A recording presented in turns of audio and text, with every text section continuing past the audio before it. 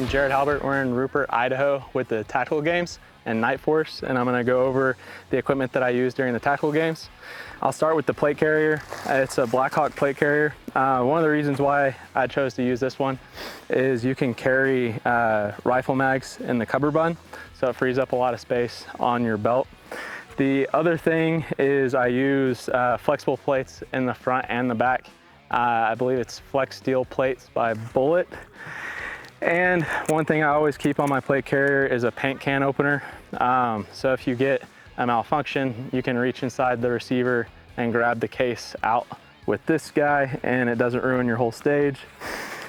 But other than that, the things that are really important about plate carriers is that it's really minimalistic and that you don't have a whole lot of stuff mounted to it that can interfere with the physical part of the stages.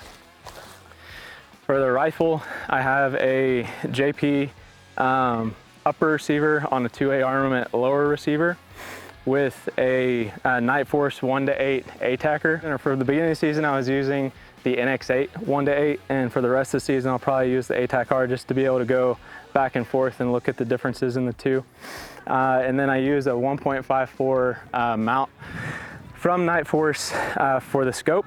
A Blackhawk sling, really thing that's important is that you're able to adjust it and adjust the length of the sling in two different ways. One, permanently, and then two, be able to adjust it throughout the stage to a lot of different lengths.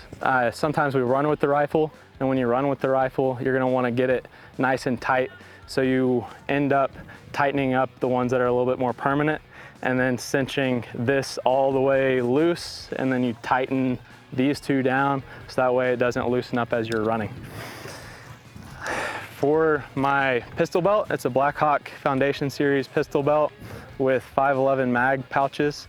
I like the mag pouches because they stay open, but they also crush down and then they open back up again in case we have to rotate mags. You can put the mags back in without them being floppy or having bungee cords in the way.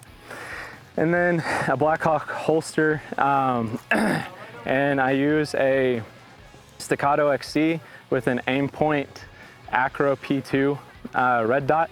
I like the fully enclosed red dot for the dusty, wet environments. That way, if it gets dirty, all I need to do is wipe off the screen and it doesn't mess with the diopter or the red dot. Other than that, I always bring a pair of clear shooting glasses and a pair of sunglasses that are also shooting glasses, and not just like a Ray-Ban glass that can be dangerous if they get broken or you actually have a malfunction and you need protection for your eyes. And the last thing is I always use inner ear hearing protection for the stages that have physical portions. That way I don't knock them off or they get hung up on a sling. And then for the shooting only stages, I use inner ear and over ear just to protect my hearing a little bit more. For more information on any of the Night Force products, you can go to nightforceoptics.com. And then to sign up for an event, you can go to thetacticalgames.com.